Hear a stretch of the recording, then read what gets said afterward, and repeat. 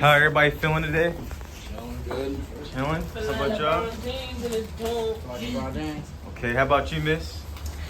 Feeling amazing today. You, so sir? happy to Good. see everyone. You guys have a great day. How you man. feeling Take it today, off. sir?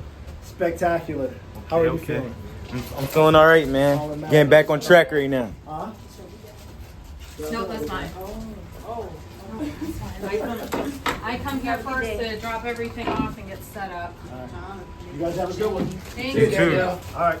How much money you make, if you don't know how to manage your money effectively, the amount of money will not make a difference. Okay, miss. So what are we learning about today? Today we're learning about household budgets. Okay. All right, so what does budgeting mean to you? So when I say a household budget, what does that mean to you? Basically like maintaining bills, like appliances or the house. Okay. Just keep it things organized. That's what I hear when I hear it. Okay. So what things are we keeping organized? Like, probably your living room and all that thing. So income, Oh. right? So you're tracking your income, but what else are we tracking? So income is what's coming in. What else do we have to track though? Your money. Your expenses. You got to track what's going out because you got to make sure that that matches up and that you have enough and that things are paid on time. Because if we don't pay it on time, now you get late fees. You could be getting shut off notices. So you want to make sure that, hey, I know how much money I need to cover my bills. I'm making that much money, or this is. I even break mine down by each paycheck, by each pay period. So that way I know, hey, out of this check I'm paying this. Out of this check I'm paying this. Out of this check I'm paying this. And then that way I know this is how much money I have left over. So this is what I have to spend. But bills need to be paid first. Okay. So the biggest thing, managing your expenses, saving for goals, and reducing stress. When I tell you that finances are probably one of the biggest stressors that adults in America have, I am not lying to you. Finance and the E. Finances are actually the number one cause of divorce in the U.S. It's not infidelity, it's finances. Because it's grown people getting together, not knowing how to be adults and manage their money, and then it will tear a relationship apart because it stresses you out. And that's why I said that's a red flag. What if you don't know how to budget?